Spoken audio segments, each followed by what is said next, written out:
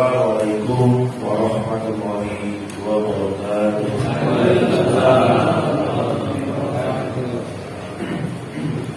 Alhamdulillah, nahmaduhu wa nasta'inuhu wa nastaghfiruh wa na'udzu billahi min shururi anfusina wa min sayyiati a'malina. May yahdihillahu fala mudilla lahu wa may yudlil fala hadiya lahu. Asyhadu an la ilaha illallah wahdahu la syarika lahu wa asyhadu anna Muhammadan abduhu wa rasuluh. Allah Ta'ala berfirman, A'udzu billahi minasyaitonir rajim. Bismillahirrahmanirrahim. Wal 'asr innal insana lafi khusr illa alladziina aamanu wa 'amilus shalihati wattawassaw bil haqqi wa tawassaw bil haqqi. Shadaqallahul 'azim. Wa bi syarri sadri wa yassir li amri wa hlul 'uqdatam min lisani yafqahu qawli. Hadirin bapak-bapak dan ibu-ibu, hadirin yang sama dimuliakan Allah Subhanahu wa taala. Pertama-tama marilah kita senantiasa memanjatkan puja dan bersyukur atas nikmat yang Allah berikan kepada kita semua, terutama nikmat iman, nikmat Islam, nikmat sehat, nikmat walafiat, sehingga kita sama-sama dapat hadir di tempat ini untuk menerima ilmu agama kita. Mudah-mudahan menjadikan amal ibadah kita semua sebagai bekal di akhirat nanti. Amin. Salawat salam tak lupa kita curahkan kepada junjungan kita baginda Nabi Agung Muhammad sallallahu alaihi wasallam. Insyaallah mudah-mudahan kita semua yang ada di sini mendapatkan syafaat dari beliau di yaumul qiyamah nanti. Pada kesempatan kali ini ada informasi berita duka cita bahwa kakak dari Bapak Haji Dahlan Rais yang ada di Pekanbaru, Ibu Hajah Siti Aisyah Rais, saat dipanggil oleh Allah Subhanahu wa taala, dan itu pada sendiri berangkat ke Pekanbaru. Dan di hari ini pula adalah ada acara kajian dari Bapak Haji Ustaz Bupal Al-Asri yang ada di sini, dan kemudian ada syukuran atas kekurangan haji dari Bapak Dahlan Rais. Dan untuk itu nanti saya mohon minta doa dari Bapak Ustaz Bupal untuk mendoakan kakaknya dan sambil mengisi kajian. Dan untuk mengisikan waktu kajian pada subuh hari ini, kita mulai dengan membaca basmalah bersama-sama. Bismillahirrahmanirrahim. Dan kepada beliau Bapak Ustaz Haji Bupal Hasbi, pada beliau kami bersilakan. Bismillahirrahmanirrahim. Assalamualaikum warahmatullahi wabarakatuh.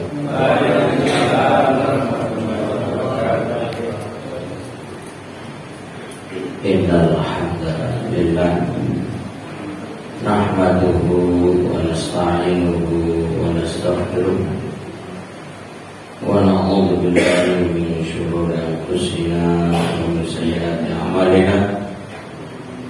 May yahdihillahu fala mudilla lahu wa may yudlilhu fala hadiya lahu.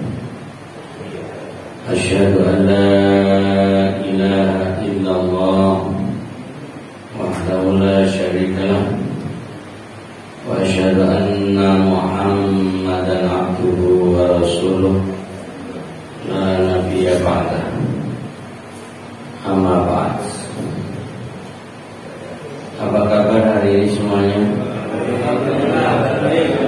Alhamdulillah. Apa nikmatnya sehat. Pada pagi hari ini kita bisa berangkat menuju ke masjid Baitul Syukur dengan langkah yang kuat, langkah yang sehat, langkah yang penuh semangat, dan setiap langkahnya akan mengangkat derajat untuk kaki kanan melangkah dan akan menghapus dosa saat kaki kiri melangkah. Mudah-mudahan yang rumahnya jauh lebih tinggi derajatnya. Makanya yang rumahnya dekat muter-muter dulu. Iya, iya. Ya, lebih tinggi gitu. Jadi itu ada harapan untuk biar dapat pahala yang lebih banyak, lebih tinggi nilai pahalanya. Baik, jamaah rahimakumullah, kita bersyukur atas segala nikmat dan tentunya juga berbanyak salawat untuk Rasulullah Muhammad Sallallahu Alaihi Wasallam yang telah sempurna mengajarkan Islam, baik melalui Al-Quran maupun melalui perkataan dan juga melalui keteladanan. Karena itu kita berterima kasih atas segala perjuangan yang telah dilakukan oleh baginda Nabi Muhammad Rasulullah Sallallahu Alaihi Wasallam dengan perbanyak sholawat. Mudah-mudahan sholawat kita nanti akan menjadi syafaat buat kita semuanya, menjadi penyelamat untuk menuju surga Allah Ta'ala. Jamaah rahimakumullah, sebelum kita masuk kajian tafsir yang kita akan masuk surat An-Naba, surat An-Nazi'at sudah selesai. Kita masuk surat An-Naba. Ini baru saja tadi dapat pengumuman ada Ibu Siti Aisyah Rais yang baru saja mendapat panggilan dari Allah Ta'ala. Mungkin yuswanya di atas 80 kelihatannya. 75, adik dari Amin, kakak daripada Dahlan. Kemarin malam habis sisa saya barusan ngobrol sama Pak Kaman Rais bahwa dulu ayahnya meninggal di usia 72. Beliau Pak Dahlan sendiri, wah aku kalau ikut gen bapak yang main. Kemudian ibu wafat di usia 86 atau 89 gitu. Dari 6 baru meninggal 1 waktu itu kemarin malam cerita, yaitu Pak Abdul Razak rahimahullah. Ya, dan tidak mengira kalau kemudian disusul bahyunya pada hari ini berapa? Kemarin. Ya. Dan alhamdulillah dia sudah perjalanan pulang dari Mekah, Madinah, ya sebagai tamu raja, haji tamu raja. Alhamdulillah. Ya, di luar dugaan beliau sendiri, hanya menyiapkan waktu yang sangat singkat. Waktu itu saya hubungi beliau untuk menyiapkan waktu setengah jam untuk menyiapkan keberangkatan, persiapan persyaratannya. Ya, dengan tawaduknya Pak Dahlan sempat bilang untuk yang lain saja. Tapi alhamdulillah akhirnya dia bisa menerima, karena memang gaya Arab itu gayanya nggak pakai formal, cukup WA, cukup telepon, dan saya WA, saya telepon, beliau merasa ini tenanan orang. Lamun aja cukup boleh pakai WA. Tapi alhamdulillah akhirnya beliau bisa legowo menerima dan akhirnya terbukti berangkat haji dengan fasilitas kerajaan yang cukup membahagiakan, dan Pak sering merasakan ini perjalanan yang cukup memuaskan walaupun terbanyak ujian. Baik, untuk kakak beliau Ibu Siti Aisyah, kita doakan bersama-sama. Bismillahirrahmanirrahim. Allahumma ighfir laha warhamha wa'afiha wa'fu anha wa akrim nuzulaha wa wasi' mudkhalaha waqsilha bil ma'i wal thalji wal baradi wa naqiha minal khotoya kama naqaita thawbal abyad minad danas wa abdilha daran khairan min dariha wa ahlan khairan min ahliha wa adkhilhal jannah wa a'idha min adabil qabri wa min adabin nar. Amin. Al-Fatihah. Alhamdulillahirrahmanirrahim. Iyyaka na'budu wa iyyaka nasta'in. Ihdinas siratal mustaqim. Siratal ladzina an'amta 'alaihim ghairil maghdubi 'alaihim waladdallin. Mudah-mudahan doa kita untuk Ibu Siti Aisyah dikabulkan Allah Ta'ala. Amin. Dan Bapak dan Rais dalam perjalanannya ke sana pulang perginya mudah-mudahan aman, nyaman, selamat dan pulang kembali bersama kita. Amin. Dan beliau ternyata juga mengadakan syukuran hari ini, jadi mohon persiapkan untuk santapan pagi jasmani, tapi sebelum merasakan nikmatnya jasmani, nikmati dulu rohaninya. Karena itu mari kita kajian dulu dengan membaca surat An-Naba, surat Amma Yatasa'alun yang menjadi judul juz 30, yaitu juz Amma. Artinya juz yang didahului dengan surat Amma. Jadi Amma itu sebenarnya pertanyaan.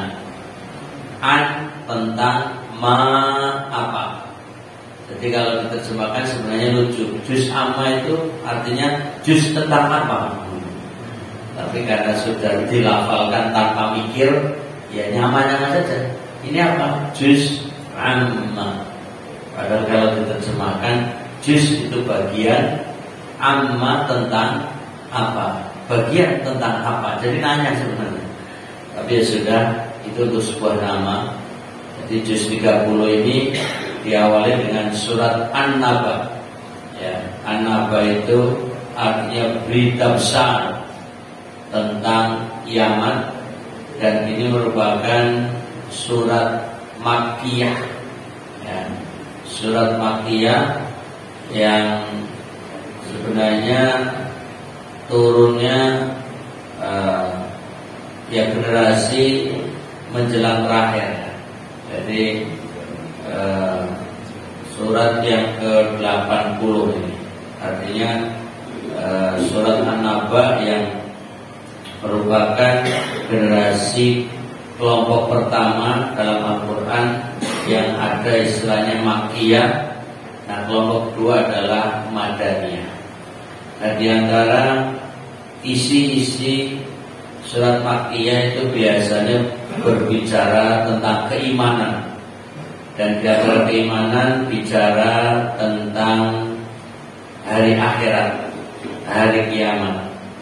Karenanya di sini Allah Ta'ala seakan-akan memberi jawaban tentang perselisihan mereka yang membahas tentang hari kiamat.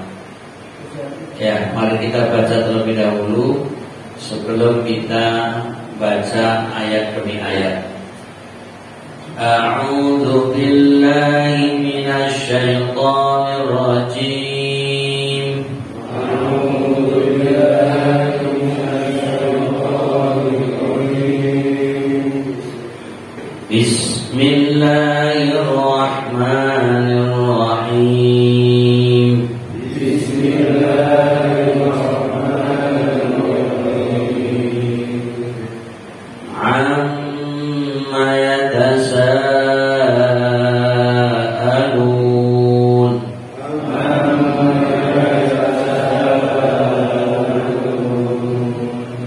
Anin naba'il 'azim.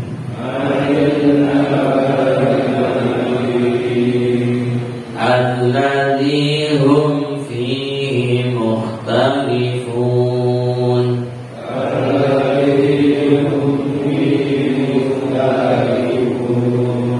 Kalla saya'lamun. Thumma kalla saya'lamun.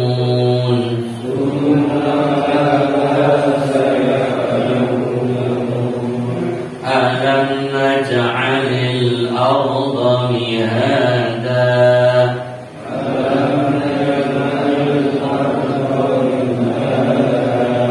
Wal jibala awtada.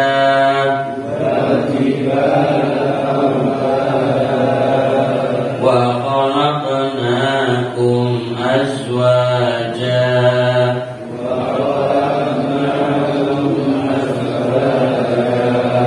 Wa ja'alna nawmakum subata.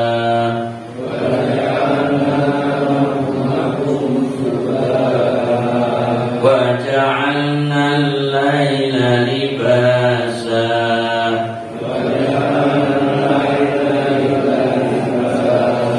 Wa ja'alna an-nahara ma'asha.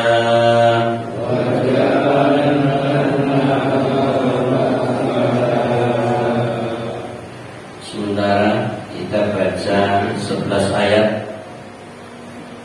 sebagai pembuka materi membaca surat An-Naba yang jumlahnya 40 ayat.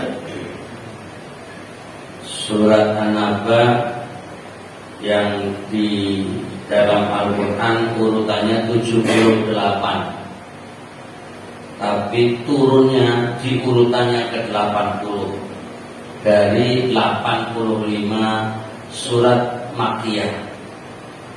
Jadi untuk mengingat-ingat lagi, surat Makkiyah jumlahnya ada 85 dari 114. Kemudian surat An-Naba ini turun urutan ke 80, tapi diletakkan urutan di dalam Al-Quran 78. Itu semua tentu kehendak Allah dan telah ditetapkan dan dibacakan oleh Rasulullah SAW. Kita mulai dari basmalah. Bismillahirrahmanirrahim. Dengan nama Allah yang Maha Pemurah lagi Maha Penyayang. Ayat 1. Amma yatasaalun.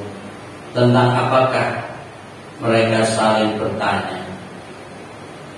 Jadi pembuka dari surat An-Naba tentang pertanyaan. Mereka orang-orang yang tanda kutip kafir, tidak beriman, itu mereka bertanya-tanya tentang hari kiamat. Karenanya Allah memberi jawaban. Coba bisa buka halaman 317. Dalam suatu riwayat diceritakan bahwa ketika Nabi SAW diutus untuk menyampaikan risalah ilahiyah, maka orang-orang musyrik, orang-orang kafir saling bertanya di antara sesama mereka, apakah yang telah didatangkannya itu? Sebagaimana mereka pun berselisih pendapat tentang wahyu yang disampaikan dengan mengutus Nabi, yaitu wahyu yang di dalamnya terkandung berita tentang hari kebangkitan makhluk atau hari kiamat. Pada hari itu manusia menjalani perhitungan amal perbuatan yang telah mereka kerjakan selama dalam kehidupan di dunia. Lalu Allah menurunkan surat ini, surat An-Naba, yang pada permulaannya diawali dengan firman-Nya, amma yatasaalun, tentang apakah mereka saling bertanya. Kalau kita lihat tulisannya, itu amma, dua huruf yang sebenarnya terdiri dari dua kata, 4 huruf diringkas menjadi 2 huruf. Jadi kalau ini guyon, orang yang punya indera keenam itu bisa tahu di balik amma itu ada 2 huruf yang tersimpan, yang tersembunyi di balik itu, yaitu nun dan alif. Jadi kalau kita lepas itu antara ain dengan mim, itu akan berbunyi an ma gitu. An ma. Jadi ain nun. An itu artinya tentang atau dari. Itu namanya huruf jar, ya, harfu jar. Kemudian ma itu harful istifham, huruf tanya, kata tanya. Mimnya panjang, ma. Jadi aslinya an ma. Nah, dalam kaidah tulisan Arab, kalau ada harfu jar seperti an ketemu kata tanya seperti ma, itu dihilangkan alifnya, maka jadi an ma. Seperti dengan apa? Bi ma jadi bima, jadi alifnya hilang. Itu sudah kaidah. Maka awal mulanya an ma, tahap kedua an ma, tahap ketiga nunnya dimasukkan ke dalam mim, idgham. Ya, kalau dalam ilmu tajwid idgham bi gunnah ya. Jadi di sini nun dimasukkan ke dalam mim sehingga nunnya menghilang. Maka diganti tasdid untuk mempermudah bacaan, maka menjadi amma. Nah, dari sini kita tahu urutannya. Dari an ma tahap 1, tahap 2 an ma, tahap 3 amma. Nah, maka bunyinya amma, yang terjemahannya tentang apakah. Nah, ini ibaratnya pakai indera keenam gitu. Aslinya pakai ilmu bahasa Arab ya. Jadi baik itu ilmu kaidah tulis menulis bahasa Arab, namanya kaidah imla, dan juga tentunya ilmu nahwu, yaitu ada mengenal harful jar dan harful istifham. Ini asal usul amma yang kemudian menjadi nama juz 30, juz amma. Tapi suratnya namanya An-Naba, yaitu diambil dari ayat kedua sebagai jawaban dari pertanyaan yang dimulai ya, amma yatasa'alun, tentang apakah mereka orang-orang musyrik bertanya-tanya. Jadi kalau dalam bahasa Arab bertanya itu sa'ala yas'alu, itu bertanya. Tapi kalau ditambahi ta ya, kemudian tambahi alif, jadi sa'ala ya yas'alu, kemudian tambahi ta, sa'ala tasa'ala, itu pertanyaan yang setengah pura-pura. Jadi akibat kepo, nah ini bahasa sekarang, karena penasaran, pengen tahu, maka bertanya-tanya setengah pura-pura untuk mendapatkan jawaban. Jadi umpamanya di sini ada yang pura-pura tidur, yatanawamu. Tidur itu naum, nama, lalu ada orang yang pura-pura tidur, tanawama. Nah seperti itu.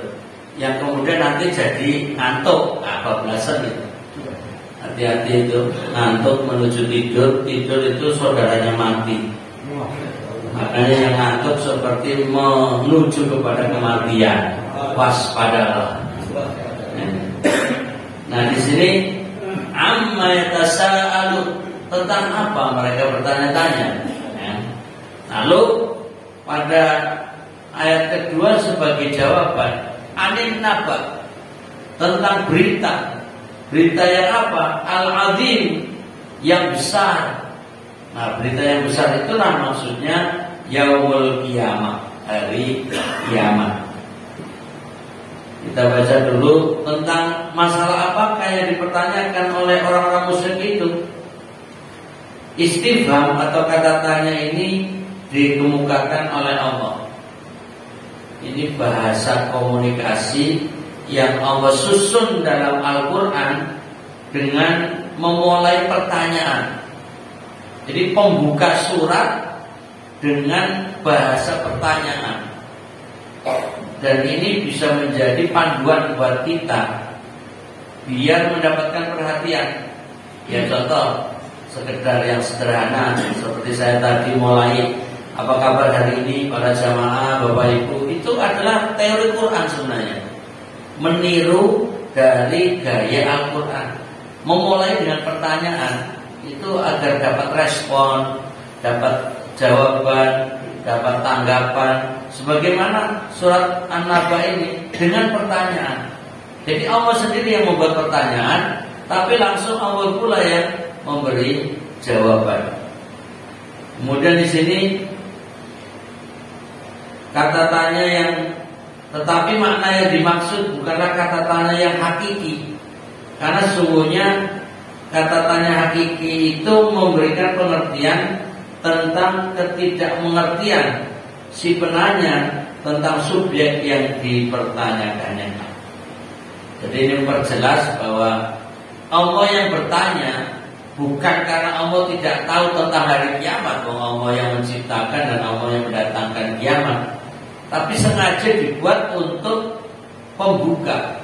Bukan pertanyaan yang hakiki, bukan pertanyaan yang sesungguhnya, bukan pertanyaan untuk tahu, tapi sekedar pertanyaannya dimaksud dari kata tanya di sini ialah untuk menunjukkan kepada pengertian tahwil.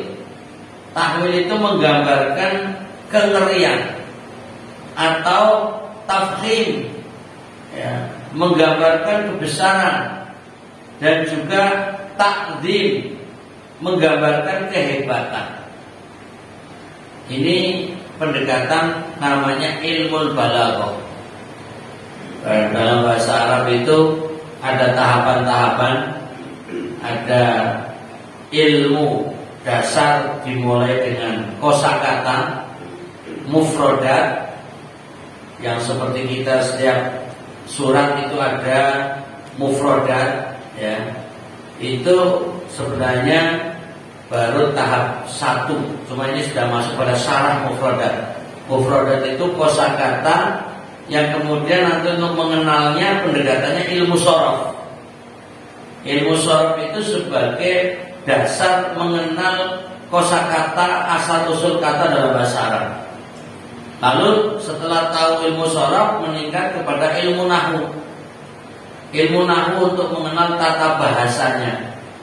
Kalau sudah memahami ilmu sorof, ilmu nahwu, untuk bisa memahami lebih dalam, lebih jauh bahasa Arab, belajar namanya ilmu balaghah. Jadi ilmu tentang keindahan bahasa. Dan itu nanti ada 3 tahap.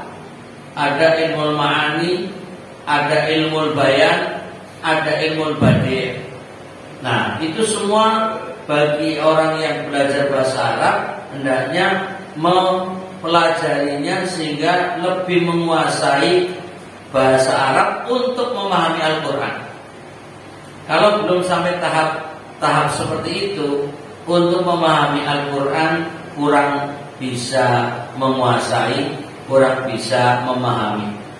Yang sudah belajar saja kadang masih banyak kekurangan. Bagaimana bagi orang yang belum memulai belajar, ya, atau yang sudah belajar tapi belum sempurna. Tapi kita masih punya harapan, masih punya kesempatan dengan sela-sela membaca ayat, mengenal kosakata, mengenal susunan kata. Dengan ini kita sedang belajar. Mudah-mudahan proses belajar kita menjadi ilmu yang bermanfaat. Nah, karenanya di sini diterangkan pertanyaan di sini bukan hakiki. Nah, ini kan pendekatan ilmu balaghah namanya. Tapi sebenarnya pertanyaan untuk tahwil, atau sebenarnya tahwil, yaitu untuk menggambarkan kengerian, bahwa kiamat itu mengerikan, atau tafkhim menggambarkan kebesaran, atau ta'dzim menggambarkan kehebatan, kedahsyatan. Nah, seolah-olah ayat ini mengatakan alangkah besarnya masalah yang ditanya-tanyakan oleh mereka itu. Pengertian ini ditunjukkan oleh yang disebutkan pada ayat berikutnya, yaitu melalui firman-Nya, "Anin naba'il 'azim alladzi hum fihi mukhtalifun." Tentang berita besar yang mereka perselisihkan perihalnya. Di dalam kata tanya ini terkandung pula pengertian kecaman terhadap pertanyaan. Mengapa mereka berani mengajukan hal semacam itu? Akan tetapi Al-Quran tidak menjawab secara langsung pertanyaan itu, melainkan pindah kepada kecaman dan ancaman yang ditujukan kepada mereka atas keingkaran mereka tentang hari yang besar itu. Untuk itu Al-Quran menuturkan bahwa mereka kelak akan mengetahui sendiri bahwa hari itu benar dan tidak diragukan lagi keberadaannya. Sebagaimana yang diungkapkan dalam firman berikutnya, "Kalla saya'lamun, tsumma kalla saya'lamun." Sekali-kali tidak. Kelak mereka akan mengetahui. Kemudian sekali-kali tidak. Kelak mereka mengetahui.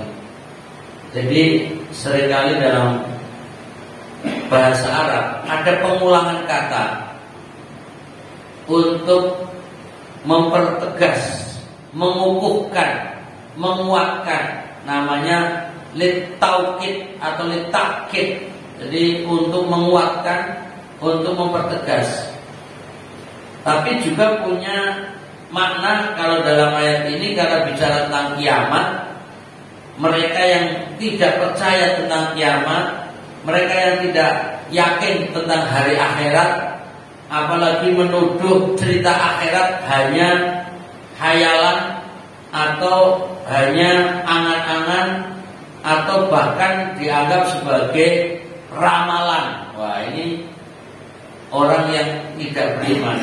Maka pengulangan ini sebenarnya sebagai ancaman bahwa Allah mengulang kalimat kalla saya'lamun, thumma kalla saya'lamun. Sekali-kali tidak, kelak mereka akan mengetahui. Kemudian sekali-kali tidak, kelak mereka mengetahui. Artinya mereka yang berbeda pendapat, mereka yang bertanya-tanya tentang kiamat, itu sebenarnya nilainya masih lebih mending, karena pertanyaan itu seakan-akan ingin tahu. Tapi kalau sudah langsung menegaskan orang yang bicara tentang akhirat, orang yang bicara tentang kiamat itu hanya ramalan-ramalan mereka, ini sudah lebih kafir itu daripada orang kafir itu sendiri. Karena seakan-akan sudah menolak tentang kebenaran Al-Quran, sekalipun KTP-nya Islam. Nah, ini yang repot adalah KTP-nya Islam tapi nggak percaya isi Al-Quran. Karena itu kita doakan mudah-mudahan mereka yang semacam itu segera mendapatkan hidayah Allah Ta'ala, mereka bertaubat kembali kepada jalan yang benar, siapapun mereka. Mudah-mudahan kita tetap istiqomah dalam keimanan yang benar. Amin ya rabbal alamin.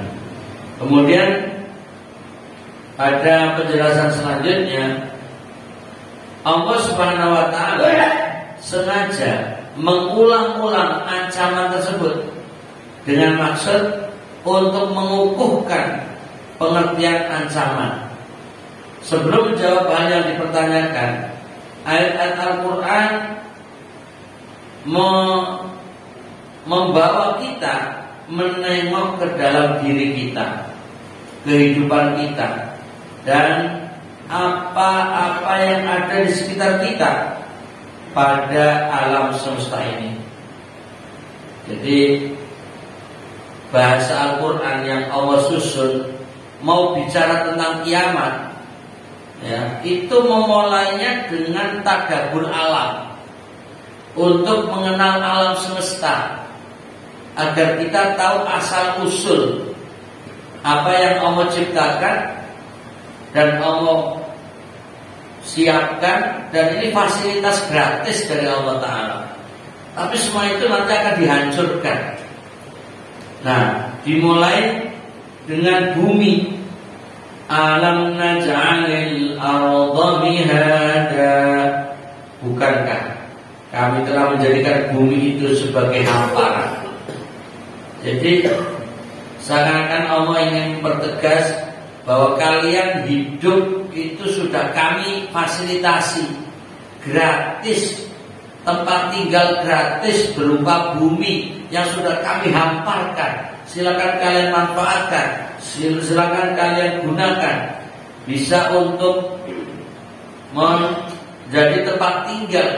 Jadi seakan-akan Allah yang mengatakan kalian hidup ini hanya numpang, sebenarnya sudah kami siapkan. Nah, ini kan sebagai pengingat bahwa kita hidup ini sebenarnya hanya numpang. Bahkan hidup kita di dunia ini hanya sementara, dan bahkan sangat sebentar. Coba yang paling panjang umur masa sekarang, kemarin itu ada kisah atau cerita yang viral, jamaah haji usianya 112 tahun. Ada dari mana ya? Madura atau dari mana yang usianya sangat sepuh, sangat tua, tapi masih bisa berangkat haji. 112 itu artinya dianggap orang istimewa zaman sekarang. Allah alam kebenaran 112-nya, karena orang dulu itu kan nggak punya catatan tahun tanggal lahirnya, sehingga kira-kira 112 aja. Jadi ketika menyebut 112 malah ragu kita, bener kurang itu. Tapi ya sudah, anggap saja benar. Itu sudah makhluk langka itu. Artinya umur kok di atas 100 itu di era sekarang hal yang istimewa, luar biasa. Kalau kita menengok zaman dulu, Nabi Adam sampai lebih dari 1000 tahun, Nabi Nuh dakwanya saja 950 tahun, yang kemudian usianya mesti lebih dari itu. Luqmanul Hakim dalam catatan 450 tahun hidup. Kemudian Nabi Ibrahim 185 tahun hidup. Putranya Ismail alaihissalam sampai usia 175 tahun. Kemudian ada catatan Nabi Musa alaihissalam usianya 125 tahun. Lalu pertanyaannya, kita mau niru siapa? Mau Nabi Adam, Nabi Nuh, Luqmanul Hakim, Nabi Ibrahim, Nabi Ismail, Nabi Musa? Dari wajahnya kurang meyakinkan. Jam segini aja sudah ngantuk semua. Jadi artinya orang-orang yang panjang umur seperti itu otomatis ya, kalau usia kok masih 100 tahun itu masih seger itu. Nah, kita belum 100 tahun kayaknya sudah membawa kepalanya sendiri sudah sanggup.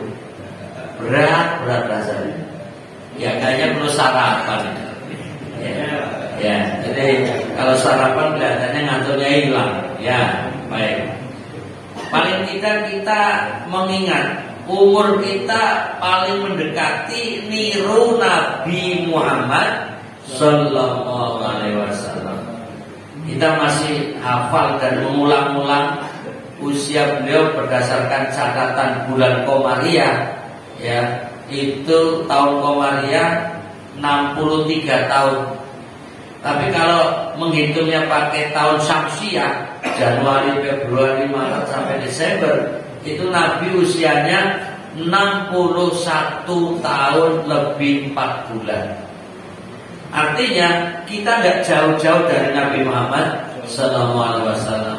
Beliau sebelum wafat sudah mengabarkan, Inna umra ummati, sesungguhnya umur umatku ma baina sittina wa sab'in, antara 60 sampai 70.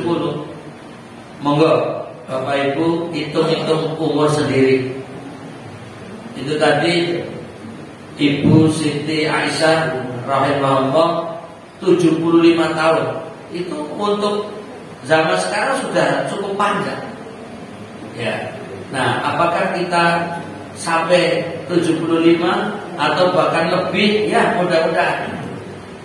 Tapi ya standarnya antara 60 sampai 70. Ini yang harus kita siapkan. Tidak lama kita hidup di dunia. Ya. Dan ini semua fasilitas dari Allah. Seperti bumi ini sebagai tempat berpijak manusia dan juga hewan, tempat tinggal, ya. Dan hal ini bahwa bumi adalah hamparan bagi mereka. Makna yang dimaksud ialah bahwa bumi ini dipersiapkan dan diciptakan sesuai dengan kehidupan yang ada padanya. Nah, ini memulai dengan bumi. Artinya Allah ingin menunjukkan ini loh, fasilitas pertama untuk makhluk termasuk manusia adalah bumi. Bahkan juga nanti setelah wafat, bumi juga tempat tinggalnya. Jadi kita dari bumi, tinggal di atas bumi, kembali ke dalam bumi. Dan nanti ketika kiamat terjadi, dimuntahkan, yaitu idza zulzilatil ardu zilzalaha, terus wa akhrajatil ardu athqalaha, dan ketika bumi bergoncang maka bumi akan mengeluarkan apa yang ada di atasnya, termasuk kalau orang sudah meninggal dimakamkan di dalam bumi, bumi akan mengeluarkan semuanya. Ya, ini kisah masa depan. Kita harus percaya, kita harus yakin, kita harus iman. Tidak boleh ada keraguan. La raiba fi, tidak ada keraguan di dalamnya. Mudah-mudahan keimanan kita betul-betul menambah semangat untuk tambah ibadah kepada Allah Ta'ala. Amin. Jam berapa untuk waktu sholat suruhnya? Jam 6 lebih 1. Berarti kita tunggu dulu ya. Atau mau makan dulu baru sholat. Gimana Pak Sabar? Monggo. Silakan Bapak. Kemudian pada ayat berikutnya, wal jibala autada.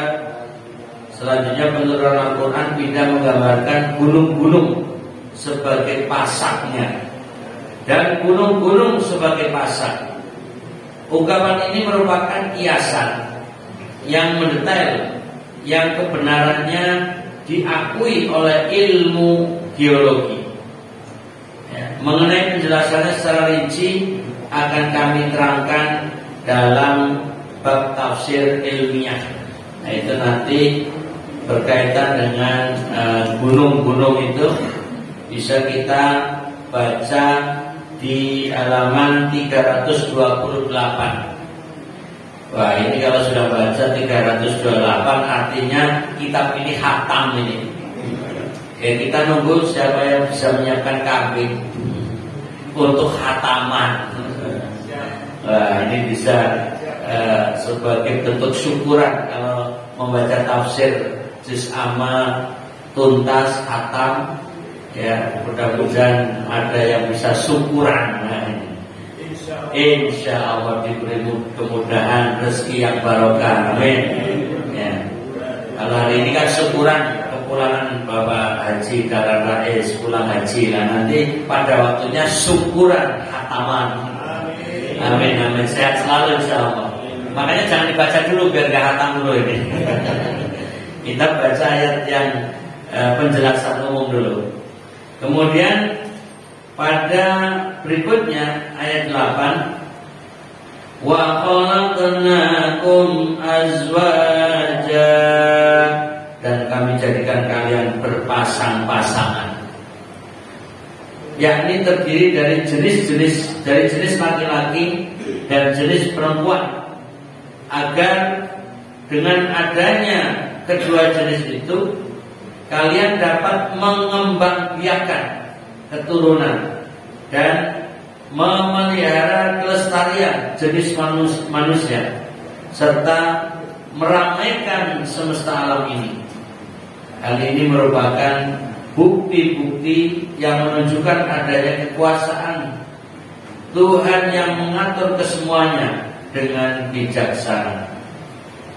Para pakar sosiologi menarik kesimpulan melalui kenyataan ini akan keberadaan Allah Subhanahu wa taala.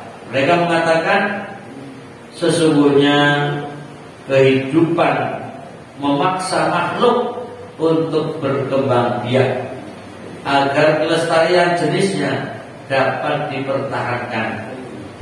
Dan hal ini merupakan dorongan yang sangat kuat dalam diri makhluk, sehingga setiap makhluk berupaya dengan segala kemampuan yang ada pada dirinya berkorban untuk merealisasikan tujuan ini.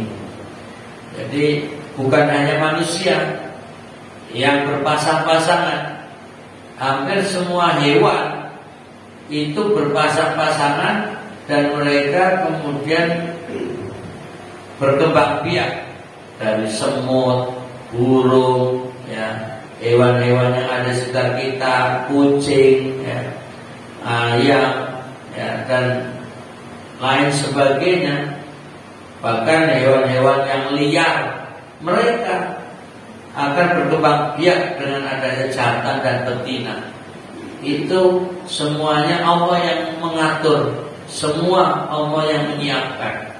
Jadi sebelum ada ilmu pengetahuan alam, sebelum ada ilmu biologi, sebelum ada ilmu psikologi, sebelum ada ilmu-ilmu yang menganalisa tentang kehidupan manusia, Al-Quran sudah lebih dulu berbicara tentang ilmu biologi, ilmu pergunungan, ilmu kelautan, ilmu perbumian, ilmu perpasangan-pasangan, dan berbagai macam ilmu. Bahkan tentang ilmu pertiduran. Coba ayat berikutnya bicara tentang ilmu tidur. Sesudah Allah, sesudah itu Allah SWT melanjutkan firman-Nya, wa ja'alna naumakum subata, dan kami jadikan tidur kalian untuk istirahat. Coba. Jadi ketika orang bicara istirahat yang paling baik adalah tidur, ya memang Al-Quran sendiri yang sudah bicara. Al-Quran sendiri sudah menyampaikan bahwa tidur adalah istirahat. Makanya kalau pagi ini tidur, lanjutkan istirahatmu sesuai Al-Quran.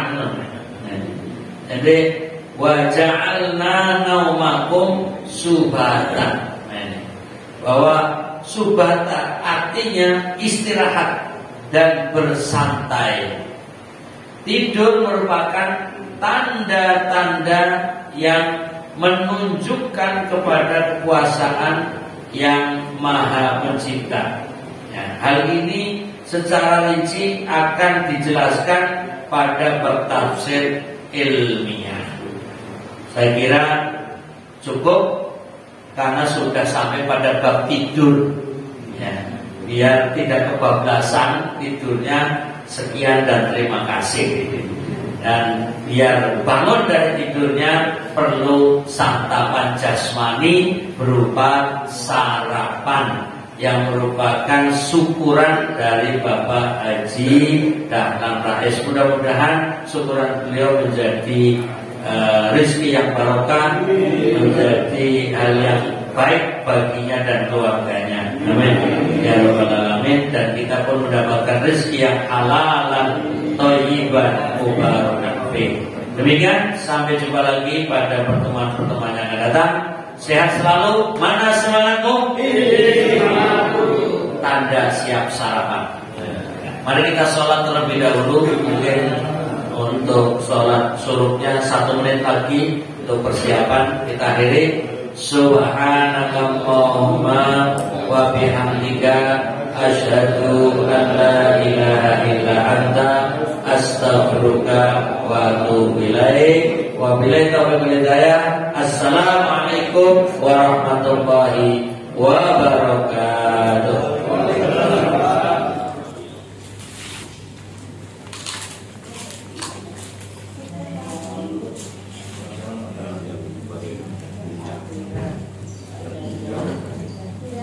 Yes, Anwar, siapa Anwar?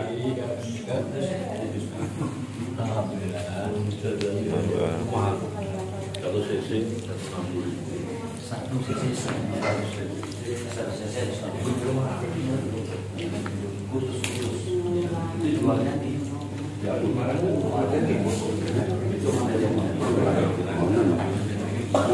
Jumat berkah tasakuran Pak Dahlan, insyaallah.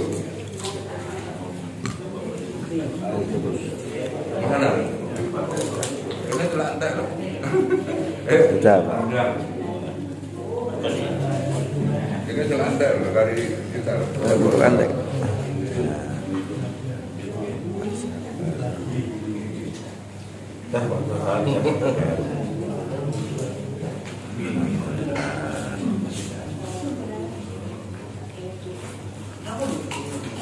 Ibu di dalam.